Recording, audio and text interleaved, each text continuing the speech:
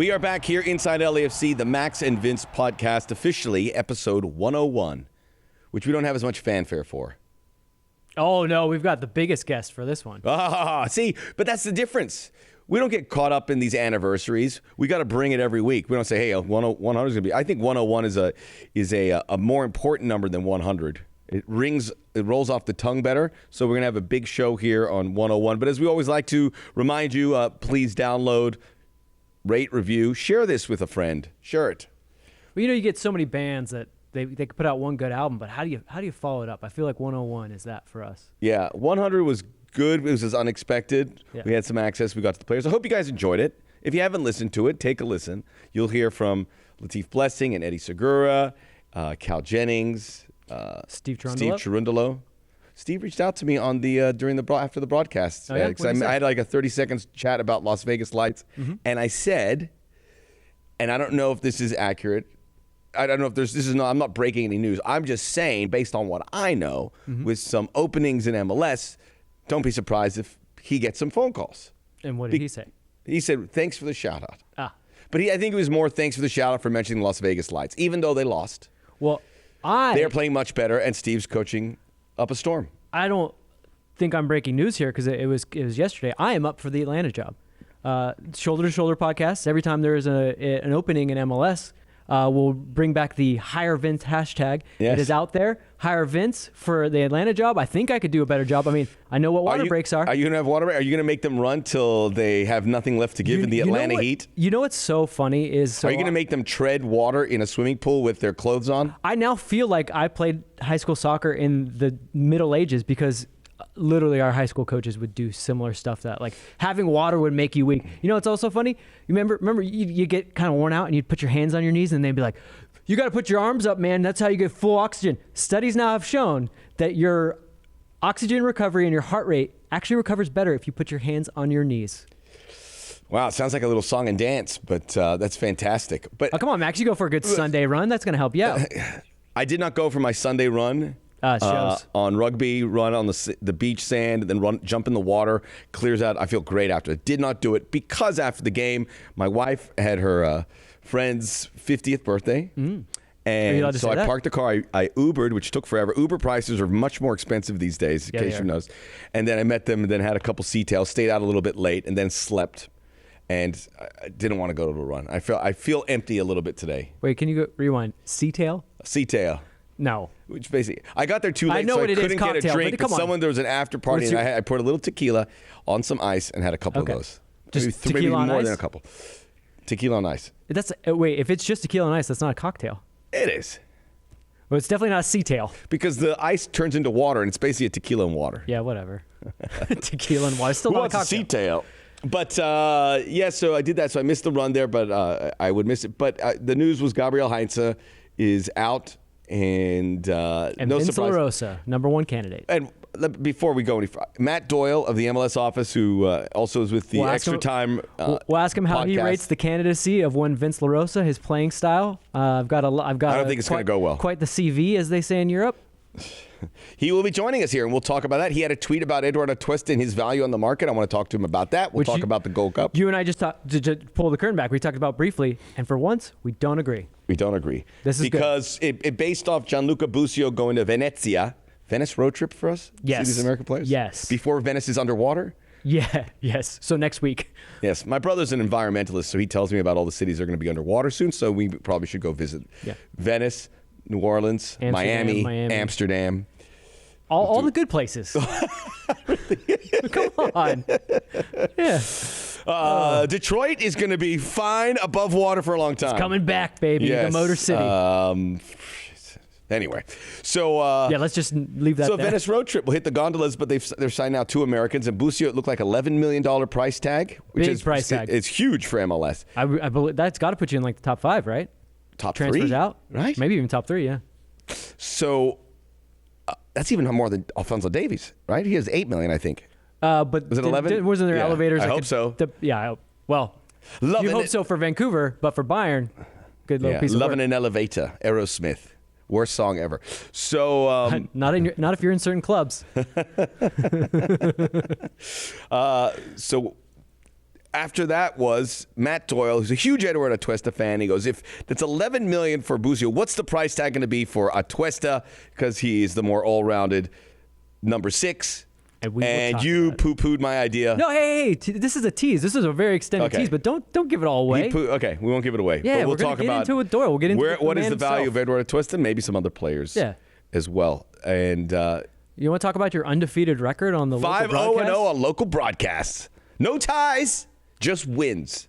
Yep, perfect record. Not just undefeated, perfect. I want to say about Heinz, he was, as you said, he's from the Bielsa tree, which he likes to run these guys till they have nothing left, which is fine if you have these, but to a point. Most soccer players are in really good shape. It's the one sport where you're constantly running. But also the MLS season is very long, and you can't just you can't peak in preseason and then expect to get through the spring, which is okay-ish, some pretty steep weather changes, but then once you get to the summer, ruined. Like, you need water. Sorry. Yeah. Atlanta gets very hot down there. It does, but they play in that nice air-conditioned, carpeted building. Which wasn't it was more for the music, not for the heat. Allman Brothers.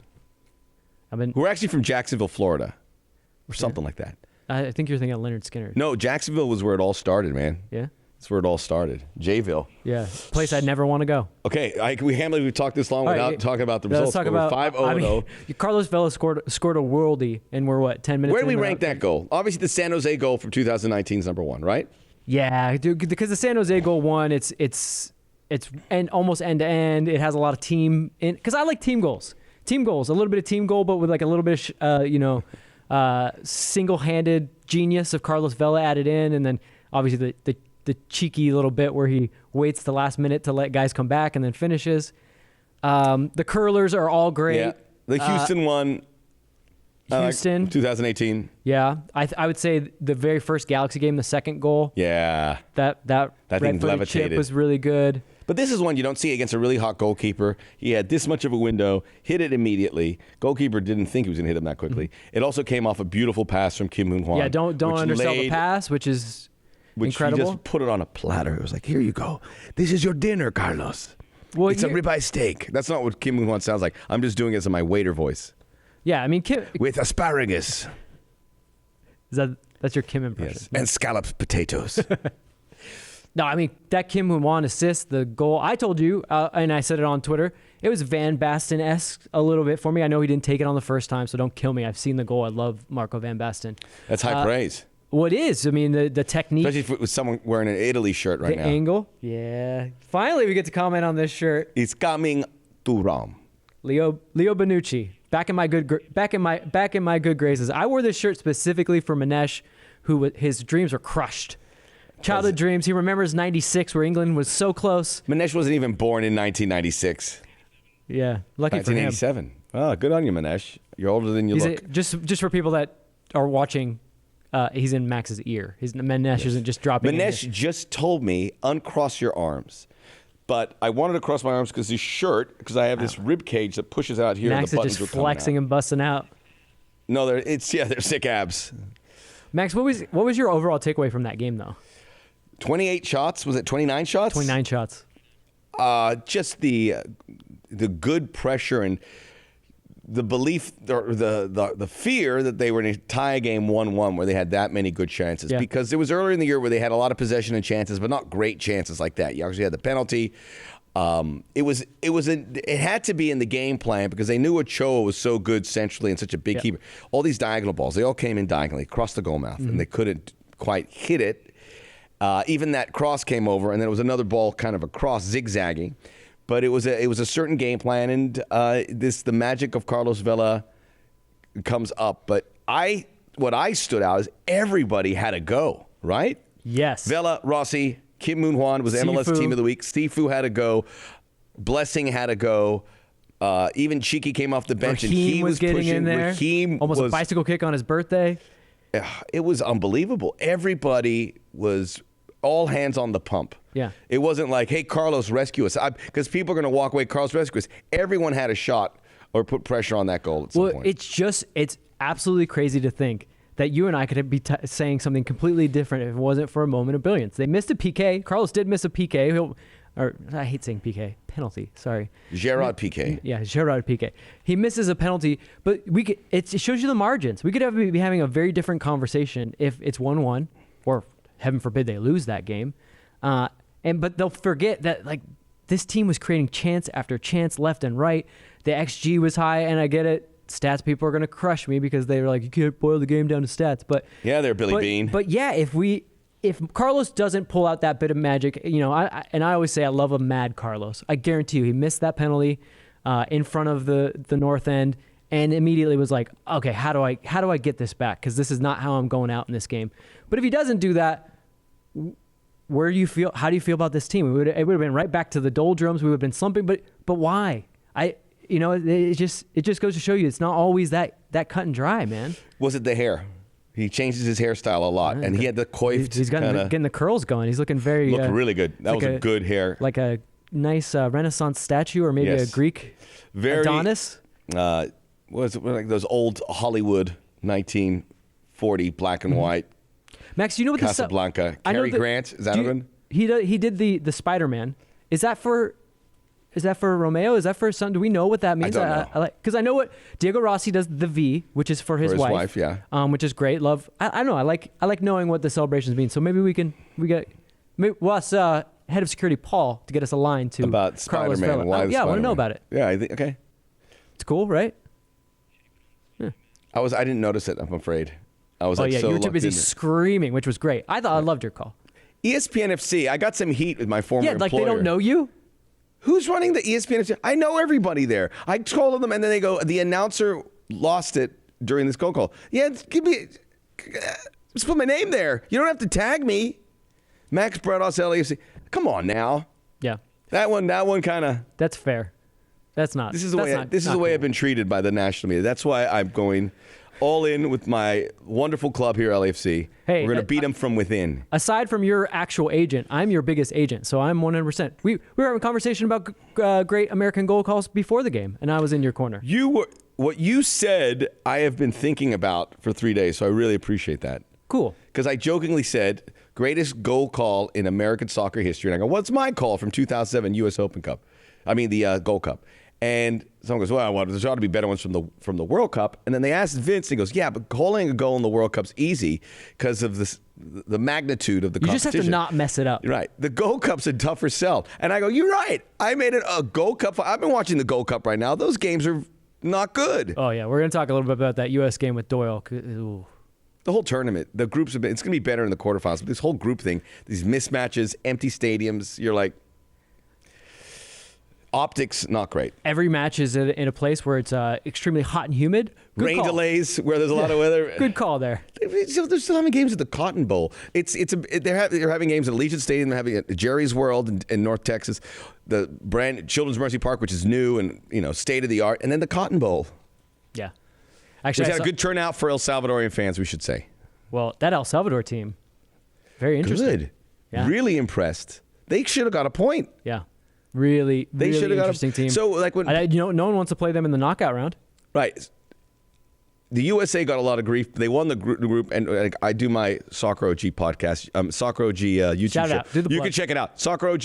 Check Max Bretos on YouTube, and also my Soccer OG podcast. But I talked about how the U.S. the fans are so critical. I go, look, we're in better shape than Mexico. Look at what they're going. They tied Trinidad and Tobago and escaped El Salvador. With more of their top teams. The U.S. is playing with a B team. B to C. It's not a C. No? No, it's not a C team. I wish it was a C team. It's not. No, but I really like James Sands, but he's not on the B team. Yeah, he is. James Sands is going to be on the 20. No, I think he should be, but literally this is kind of like his first real action for the team. You can't consider him on the B team. B minus. The B minus team. We do it that way? That sounds worse than C team almost. It does. So because you just had to. Yeah, but in comparison, they both won their group, but it's a bit of a slog. But I think sorry, Ben. Yes. The teams are going to do better for the podcast. They're going to do a little better as it goes on because they have deeper rosters. But that also got me to think about LAFC, and we were critical. They had a bad patch. The team would be the first to say it. It was a hard watch. We were dropping points we shouldn't have. but there was a good spirit around the club all the time. There was no panic. There was no angry players. There was nothing. Internally, everyone was happy. They were just waiting for it to turn around. And now they have with 3 straight wins. And then you see Toronto FC, Atlanta with a lot of issues and player coach issues, which we don't see. And I just want to bring it up. Do you see the difference how LAFC now doing well? Mm-hmm. I think they're in 5th. They're probably going to move up there. They have a good run of home games coming up against teams they should win. That it's okay to be patient. Well, not to toot our own horns, but we will. We sat here week in and week out and said, yes, the results are not good enough. We understand the pain. But we're also watching these games and we're seeing, man, they're not far off. Yeah, they're not quitting. They're none of that. And then Bob Bradley gets mocked for being asked, well, do you need to blow it all up? And he goes, why would I do that? Mm-hmm. The ideas are solid. I still see a good team in there. And people are like, oh, you see a good team? You obviously are not looking at the right thing, which is bananas to me. Bob Bradley sees the game differently than most people. And now look, you're getting guys that are actually available again. They're healthy. You're getting to run Everyone's healthy. Everyone's back. You're getting to run out the same lineup in consecutive matches. Bob was having a chunk and change, back and forth. So finally, and according to John Thornton, they're actively looking for reinforcements. They're still in the market for reinforcements anyways. And look, again, I want to go back to our RSL game. 2-1, yes. Could have been a very different story if it wasn't individual brilliance from Kim Moon-Hwan and Carlos Vela, but the chances they created, 29 shots, 9 shots on target. Their XG, I think MLS had their XG up to above 5, which was bananas. I don't want to get too in the weeds with it, but Opta does something where if you take 2 consecutive shots, like let's say there's an open net and you hit the post twice, they'll add those together. You wouldn't get one shot if you didn't have the other. So more conservative, better XG had it more at 3.9, which is still bananas. I'm going to start calling you XG. If Ogre was here, he would probably grab you and toss you off the second story of the frat house there on Adams State there's a great, University. I like to shout out great football podcasts, and they do more of the world. It's No Grass in the Clouds, Infinite Football Podcast, and Ryan O'Hanlon does it, who's a great writer, has written for ESPN, has his own newsletter, and they call him XG God, which I love because he has the tendency to well, look, the numbers are instructive. They kind of help you see like what kind of chances you're creating. I don't live and die by them, but when you see a number like 3.9, you go, oh man, 3.9 to 0.7, that team dominated. Which means the big game is coming. Like there was a 9-goal game between Montreal and Cincinnati, and I go, you want to see the big number, which is going to come, and you want to see LAFC put a team away early. Kind of cruise like I just want to see the third goal. At this point, we haven't got a third goal. This team's a mess. This team is destined for failure.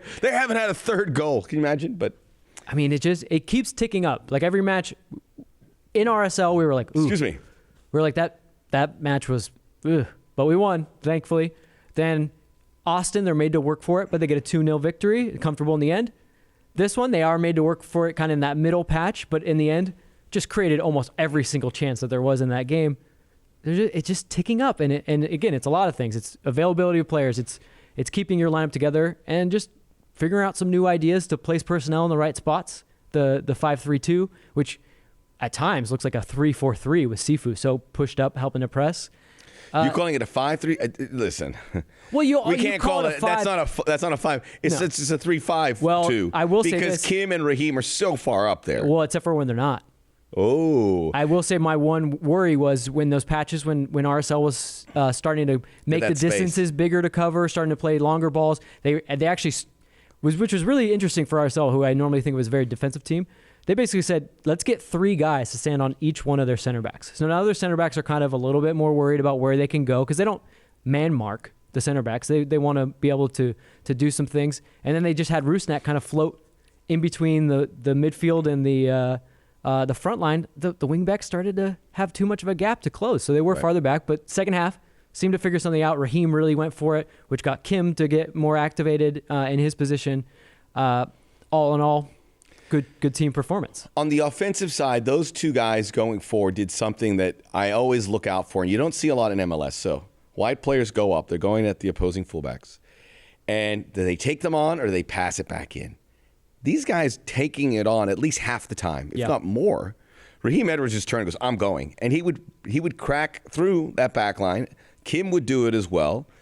It's that's a game changer because it's one thing to try it, but they were successfully getting through. Yep. And then you'd see that space, and then the Rossi and Vela would be waiting for something. That is where it could just explode. And Raheem Edwards, who I had a very funny story with him. I go, did you ever get alerted you were drafted by LAFC in the expansion draft? And he said, yeah, for about 5 minutes I heard. And I go, what did you think about it? He goes, well, I've always lived in the cold in the northern cities. I go, I have to buy some summer clothing. And then he goes, and as that thought went on, I was told quickly that I've been traded to Montreal for Laurent Simon. And Yuki Raitala, who was at Euros. Yes. That's one of the biggest trades in MLS history. What a weird 5 minutes. What a weird 5 I'm stoked. All right, I got to buy some shorts, sandals. No, Montreal. Okay. Maybe I'll get one of those Miami Vice. Oh, I'm going to go to Montreal. So, but he's made the most of it. Yeah. What another player. They're a problem 1v1. They're a serious problem for teams 1v1. And that's why I think we might just see the two attackers for the foreseeable future. Yeah. Bob has mentioned he still thinks that this team is best out of a 4-3-3, and I tend to agree. It's interesting because that setup really is kind of it's for other teams, because when you're in the 4-3-3, you have three midfielders, and they're expected to converge on those spaces when teams switch out wide. So it's a lot of work that they have to do, a lot of ground they have to cover. You can't have immobile midfielders in that. When you have the wingbacks, they're right there. They're just placed right there. Hopefully they're further up the pitch, and they're right there. But personnel-wise, yeah, right now you got to have Raheem in the team, and you got to have Kim in the team. So you can't, and I would say you got to have Sifu in the team. So you can't. I don't think you can move it too much, but it is. I think you're going to see a repeated lineup, but we're going to have two games this week. Don't change a winning team. But I think there will be some adjustments because of the two games this week. Yes. At Portland and then Vancouver on Saturday at home. Should we talk about those? Which will be on KCOP, which we were 5-0-0. Should I ask for a raise with this winning record? I mean, it's like it's performance based. I'm not saying no. But who gives it? Wait, but who gives you the raise? I know. Who's going to ask? Do you have to go? I think you go to John. Yeah. Soccer ops. Can you imagine that conversation? John, just want to have a word. So I think I've exceeded expectations. We've won all our games that I have called. You're like, hey, it doesn't even have to be real money. What about some GAM? Just throw me some of that GAM. Give me some GAM and some TAM. Yeah. And some spam. And then I would. Clearly the players heard my voice pushing them forward, and they were inspired. So this is not an accident. Even the games I did from a studio I have heard in Burbank. You are the halftime talk. Bob, yes. Bob brings them in. They do it all old school, and they all sit Indian style in the team room. And he goes, gentlemen, please can I have your attention? Clicks it on, and it's Max Bredos to halftime. That's what I've heard. I can't confirm that. Smart. That's what I've heard. Smart. So do you want to talk about these games coming up? Do we talk enough about LAFC? We got to go quick because we're going to have Doyle soon. Yeah, we want to talk. So we're going to expand. What do you make here's what I make of Portland. I don't know. I don't know. And they've been weird because they got blown out by Austin, and then they haven't played since it was like 16 days. Then they beat Dallas, which is last place now in the West. They acquitted themselves very well, I thought, in CONCACAF Champions League. I was excited to see that team. I thought they played well. But to your point, yeah, they're up and down. They're going to be missing probably Eric Williamson, who's probably one of their best players. Their finishing hasn't been great. It looks like Diego Chara has finally slowed down a little bit. Yeah, they're a weird team. I mean, but they're still Portland, so they still don't press very much. They get numbers behind the ball, and then they find a way to hit you on the break with some, Diego Valeri, who's an ageless wonder, is still out there just dominating. I mean, he is like he's like the MLS Kaká. I know we had Kaká, but like the real Kaká, not the Orlando City Kaká, but the one that like when he played for AC Milan, and he could just get in transition and carve up four defenders. Magic Kingdom Kaká. And also he has this knack for, okay, I know Diego Valeri's there. He's there. Oh my God, how did he end up on the other side of the field and he's in space and he's open? Like he teleports. Yes. I love him from the beginning. It's just to see how successfully. He seems like a really good dude. I know we get hammered for being like, why are you talking nice about other teams' players? But you know what? No, he is. We've done some interviews. He's just a delightful guy. And there's video really of when he won the MVP and sharing it with his daughter. It's like. Yeah, gets me a little teary-eyed. Yeah, not gonna lie. You know what? I get much more emotional these days. Maybe that's the tequila and water. Actually, I've been drinking less, and I think that's why I'm getting emotional. Oh, because you're not dulling them. Yeah, isn't that? I mean, during the height of the pandemic, I was putting them back. And then I've cut it down, and now I go, like, I'll sit there, and I was watching a movie, and I started to cry. I'm like, what the heck's going on? Max, Stop this. Are you crying during Escape from New York? Just about. No, it's usually movies I remember watching with Maxie when he was a kid. Polar Express, the beginning musical That makes you cry? Polar Express. I will cry as soon as it comes on. Hey, Manesh. It's so weird. Stay out of it. So Polar Express. When Maxie was a kid, I don't want to embarrass him here, but he would watch Polar Express 100 times, and then it was always on. It was his favorite movie. So I demand that we watch it, but I don't want to watch it because I don't want to cry. Yeah. I watched Space Jam. I cried a little bit. Because it was so bad. Emotional speech with LeBron. Because it was so bad. Yeah, it was pretty bad. Yeah. Don Cheadle, man, he has the best agent in Hollywood. I want Don Cheadle's agent. If you're listening, do you need another client? Okay. You might be surprised. I think the Portland, LAFC's had success at Portland. This is Jeremy Abobasi gets the goal, really, the 84th minute to beat FC Dallas. An LAFC killer. Plays very well against LAFC, so but LAFC's done pretty well with them. Certainly in that place. And then the Vancouver game Saturday. Vancouver's a hard luck team in Major League Soccer. The other Canadian teams are back home, except for them. They're missing maybe their best two players in Cavallini and Crepeau. And this is all set up for LAFC. You want to set a target 4 points, but could be more the way they're playing. Yeah. I mean, again, it was just ticking up. I think that this style of LAFC matches very well against Portland, who would be, like, to your point, Vancouver, we don't worry so much about at home with 5-1 and 6-0 victories in our past. But the way you set up against Portland and the way that they kind of are going to come out against you, I think the pieces are going to be in place where they're already going to be positioned, with those wing backs so they can really kind of deal with that. It's just going to be a matter of finishing because they are going to put a lot of guys behind the ball. And then hopefully you come back home and on that nice grass surface instead of BC Place carpet, and maybe we can get a big number. Like you said, we got to get that third goal. I feel bad because Mark Dos Santos is there, and he's had such a bad day. I love but that's the game that's screaming like it's going to be a big number, which it's been in the past. I think we hung 6 on them. Yeah, we're not just saying this. It has happened. Yeah. There's a 5-1 victory and a 6-0 victory in the recent past against Vancouver. And we need that. Once they get that third goal. But do it at Portland. Why not do it at Portland? Let's do both. Do it both. Do the double. We'll see what Carlos Vela, if he's going to log minutes or still load management because of the surface. 2 games in a week. It's a lot. I mean, he's been pushing himself out, but he looks comfortable.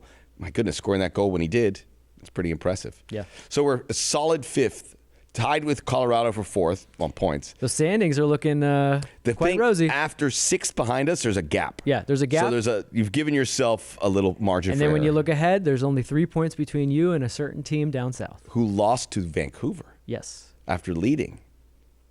Not just good. saying. And then we'll have a game with them in August. Yep. Right. And you guys we're setting you up, and the All-Star game right after the All-Star game. You've got to be listening to this pod and watching it on YouTube because we're going to have you covered. And some big plans, obviously, for the All-Star game, which will be here. We want to stay in touch with you. So let's repo. Let's bring our guests out here and let's whatever that means. Whatever he said. Coming up, I believe it means reposition. It's a term that I hear a lot of these guys throw around. Max and Vince podcast. Matt Doyle, MLS, and Extra Time Radio. He knows it all. We'll talk about LAFC player values. We'll talk about the Gold Cup. We'll talk about MLS. And if he thinks LAFC are headed to the number 1 spot. Sounders no longer unbeaten, by the way. Back here on Inside LAFC, the Max and Vince podcast. Thrilled to welcome back, because he was on once before, Matt Doyle. Can we still call you armchair analyst? Or are you pivoting away from that? No, I'm still the armchair analyst, though I've upgraded to an Ames chair. So, I'm living that high-end Don Draper style life here. So. Yeah, a little brandy, cigar. Exactly. Though I have to, full disclosure here, it's a knockoff Ames chair. I didn't drop $6,000 on a chair. I'm not at that level yet, but we'll see. Maybe after the 2026 World Cup. That should be sponsored into it because what great... I mean, that's a no-brainer. Who do we have to talk to at the offices there? They'll come in. I'm sure they'll be happy. The armchair. Who makes those kind of chairs? No. It's an Ames chair. An Ames chair? Yeah, I think an Ames does, right? Yeah, I mean, I would think. What's Bob's Discount Furniture? Don't they Bob's Discount Furniture does not carry that chair. Sorry, can't help you there.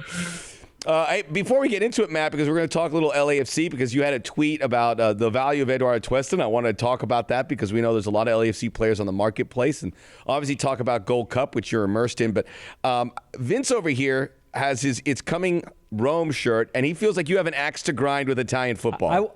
I wore this for Matt Doyle because I know how much he loves the Italian national team. Yeah. It's the nouveau fans that are they're all into it, right? That's the ones. So I was rooting for Italy against England, and I would root for Italy against Mexico. That's about it. That is about the extent of times I would ever root for Italy. So congratulations to Vince. And let me say that I am a quarter Italian, so I come by my disdain for the Azzurri very naturally. But you have to admit that they were actually somewhat pleasing to watch for once. They really were. Actually, I mean, in the group stage, I don't think anybody was more fun to watch than Italy. And I think that Mancini's done a pretty fantastic job overall for a team. I mean, obviously, it's one of the 5 or 6 most talented teams in the entire world. But I would think, man for man, I think most people would pick out Italy to be, or England to actually be the more talented squad. But they did not look like it on the day. So they were deserving champions. I thought Spain were better in the semis, but they were deserving champions, no question. I was thinking about your pool for Italy and Mexico. The only matchup that comes to mind was 2002 World Cup, which ended in a tie. And if the Italians won it, then it would have been USA-Italy in the round of 16. Instead, we beat Mexico. How history could have changed. So you're saying we did you a favor? Something like that. So I lived at that time, right, in the aughts. I lived in one of the most heavily Italian neighborhoods in New York City. And so from 2002 and then, especially 2006, living in that neighborhood was a freaking nightmare during the World Cup because they were coming out of the woodwork. And these are guys who they don't know anything about soccer. Like, these are Joe DiMaggio fans coming out of the woodwork. Yep. But hey, Italy's in the World Cup final. Italy, and it was miserable to be around. And that's a perfect storm for why that Euro final was so huge, because everyone wants to see England, to see them lose, many people. And then the Italian we have so many Italians in this country. We had a huge number because they'll get behind it. So I'm sure ESPN or Fox, when they cover the World Cup, are all in for more Italy doing well in this country. We know Vince's. We know Vince's at least. Yes. Hey, I have the 2006 World Cup tattooed on my wrist. So there you go. Me and this team go way back, and it's a love. It is very much a love-hate relationship. I'm just honestly going into this. I agree with you 100%. I looked at this Italy team. I go, thank God they're fun, because they did not have the high-end talent of England, of Spain, of even Germany.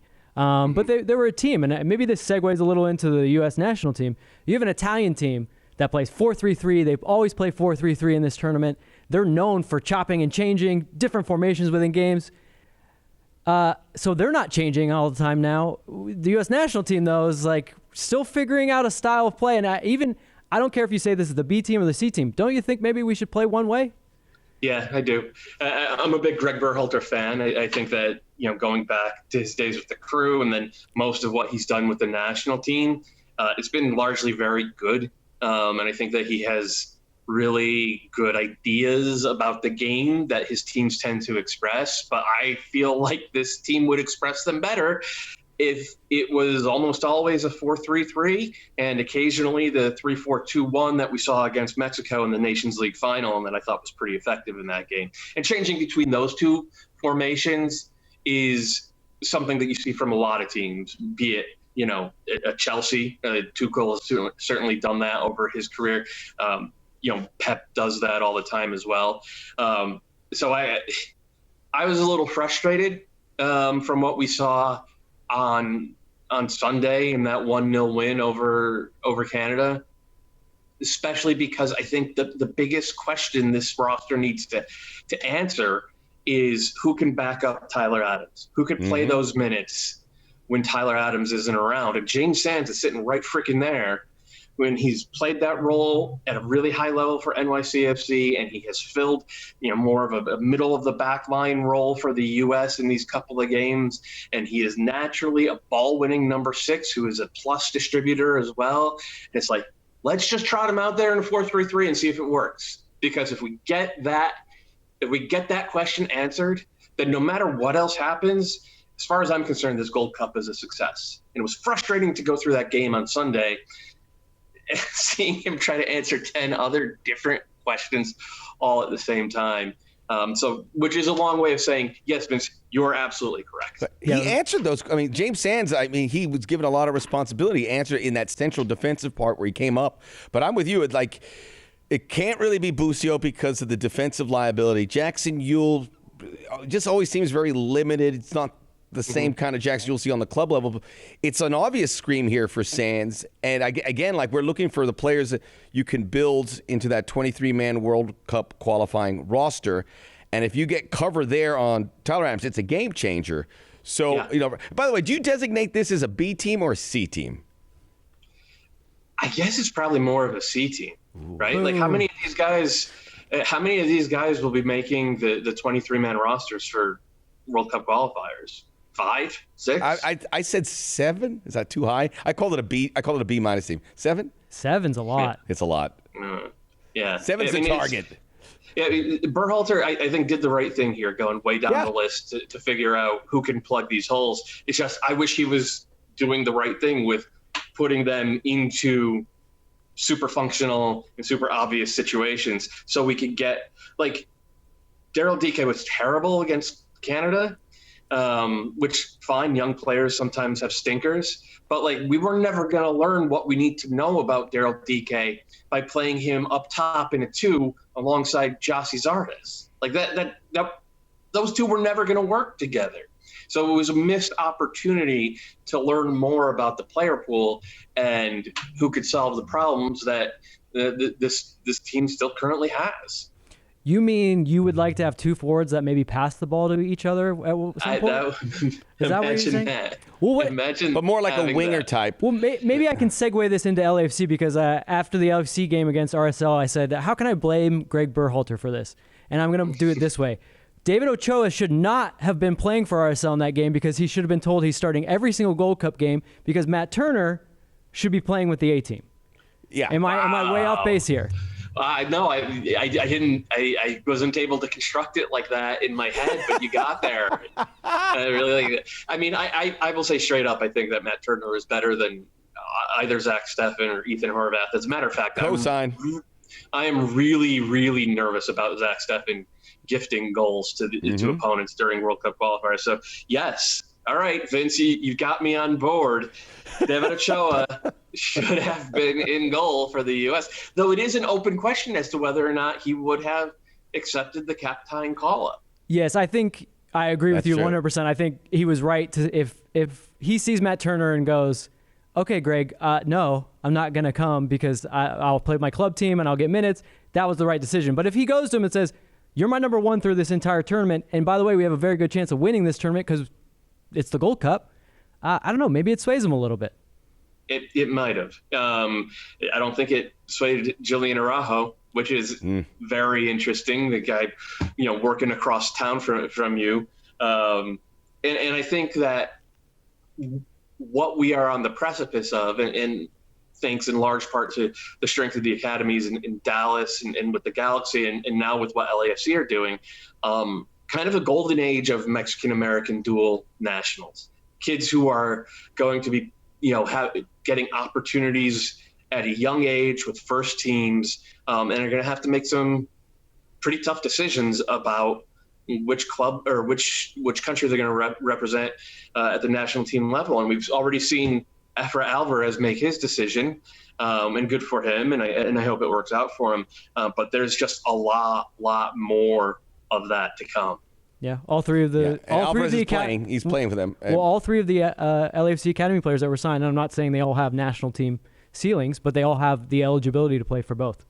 It's a lot. It's a glut of guys. And just to talk about LAFC, we're excited. We went through a bad patch. We had to talk some people off the ledge because they were – this is not a club that you could put in what was happening in Toronto and Atlanta where they had real struggles, and now it's come where they both made coaching changes. LAFC, they like to play with each other. It just wasn't clicking into place. It is now. We're waiting for the big game, the glut of goals game, which we think might be coming this week. We hope. But your thoughts on what you saw, because this was obviously an incredible finish with Carlos Vela doing what he does best. But what we were saying is it's a team effort and different guys putting their hands up, which gets us very excited as we cover the club. It looked more like the LAFC that I thought we were going to see from the jump this year. And now, obviously, there are very good reasons why we didn't see that from this team from the jump. Injuries being one of them, just pandemic weirdness. Almost nobody in the league has looked as good or as consistent as I think we thought amongst the good teams. So there are a lot of different reasons. And another thing is like the losses that LAFC took earlier this year, kind of misleading. Guys missing chances on one end, and then a couple of late brain farts from the defense at the other end. Almost all of them against good teams as well. I don't think there was ever rumors of their demise was greatly exaggerated. At the same time, LAFC, since they came into the league, have arguably been, or maybe not even arguably, they have been the most entertaining team to watch. And there were big chunks of the first 2-3 months of this season where they weren't. Things were slow. They were a little bit timid going forward at times. And like you said, it feels like it's clicking now. Certainly it was this weekend, whether like they could have scored 10 goals, let alone 2. And I think just from an entertainment standpoint, I hope we get more of that. But I still have the question of can this team go into the playoffs and win an MLS Cup if they don't have that star center forward? And that's going to be an open question until they answer it in the affirmative.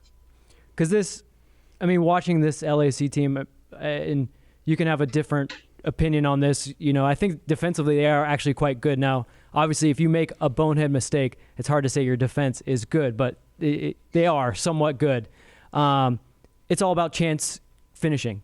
As long as they're creating chances, they need to just finish them because they need to win games 3-1 or 3-2. So it is weird.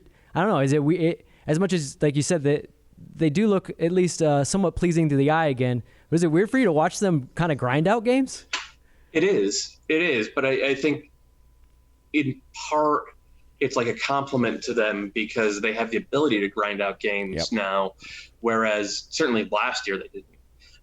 And that's not to say that's been perfect. There have been, we have both said, bonehead errors that have cost them points, cost them, 3 points against the Galaxy, frankly.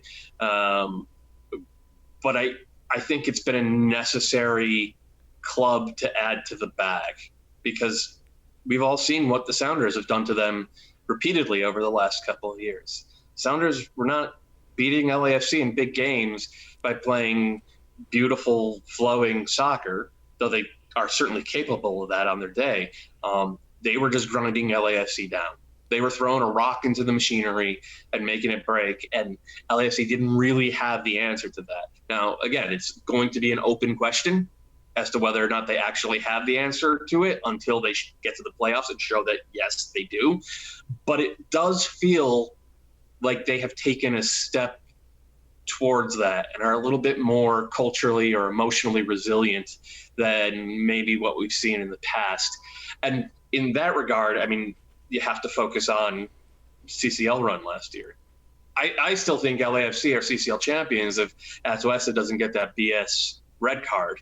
And they're, that version of the team had so much more. It wasn't just about beautiful soccer, though they did show that, including against Tigres, but they had a little, they played like SOBs.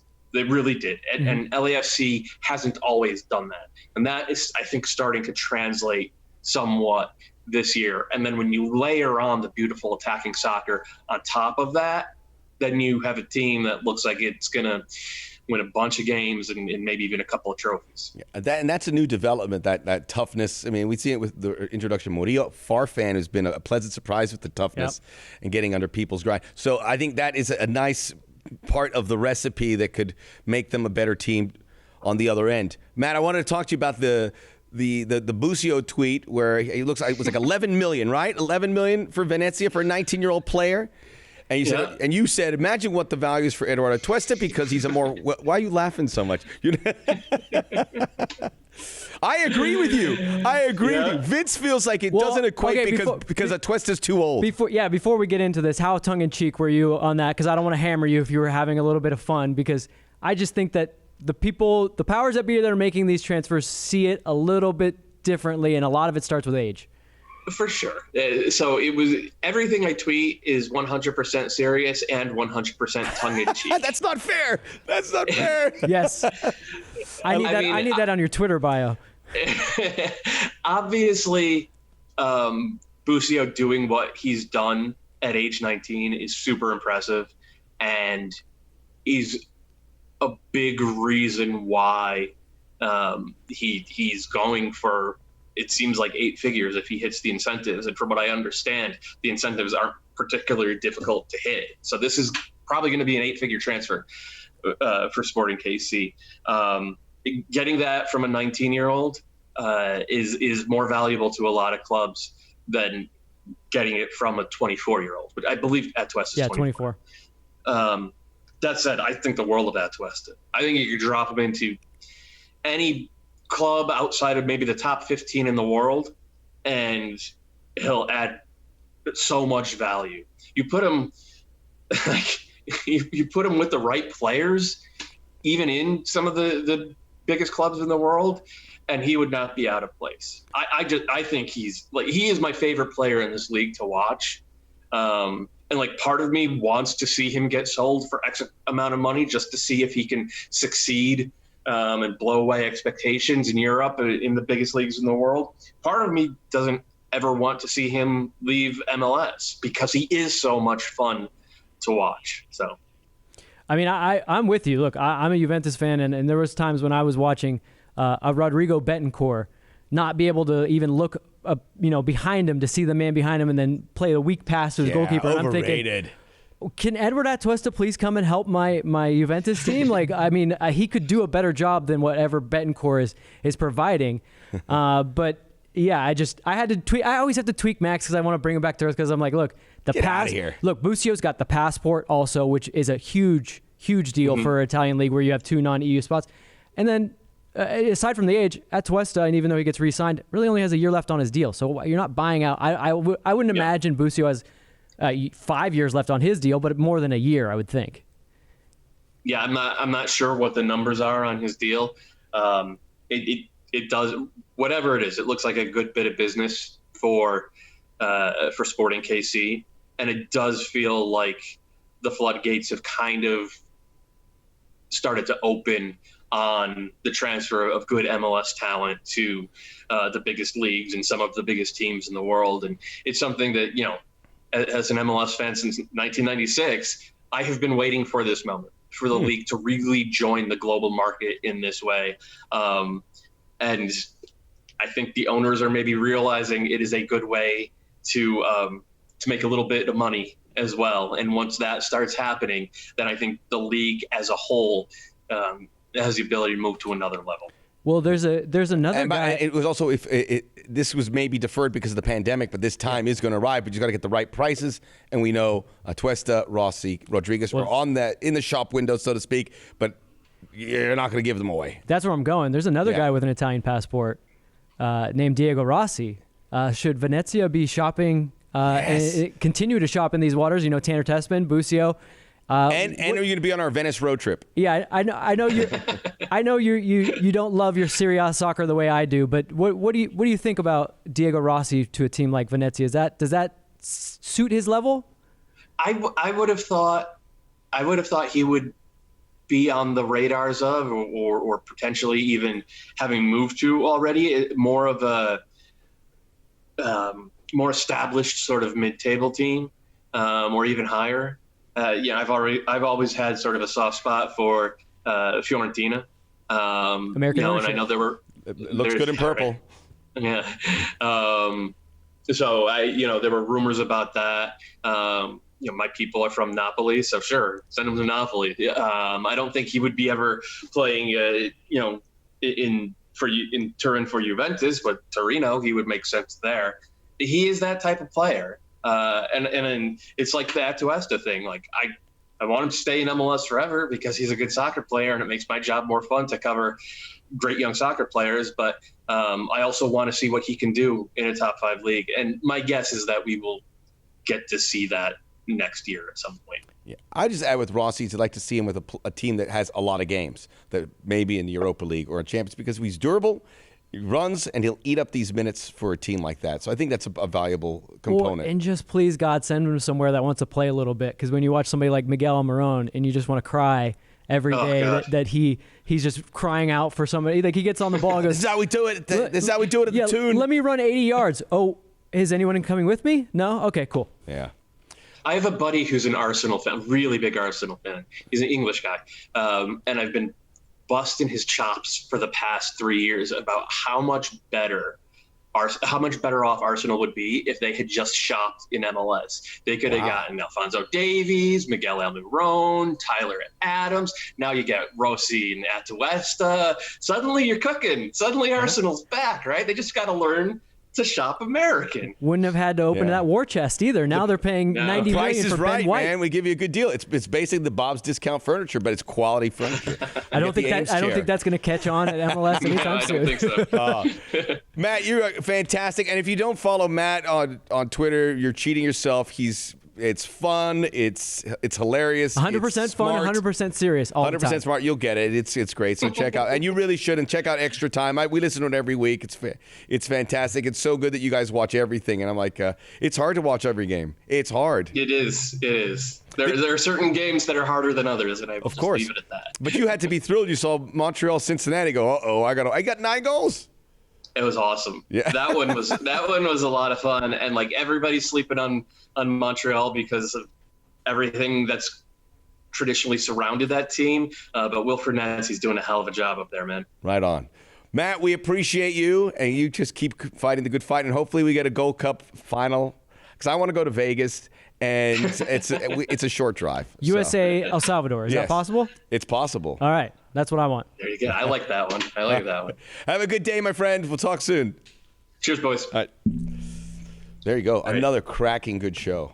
A lot of information. We go from 100 to 101 with Matt Doyle. I mean, and we're going to get him that chair, and he's not going to pay You're going to get him that chair penny. with that hefty paycheck. He's not going to pay a hefty paycheck. If I keep winning on the local broadcast. Well, yeah, once Sean Thornton, you're going to buy it with GAM. Might be a little check in the mail, and we'll see how it is.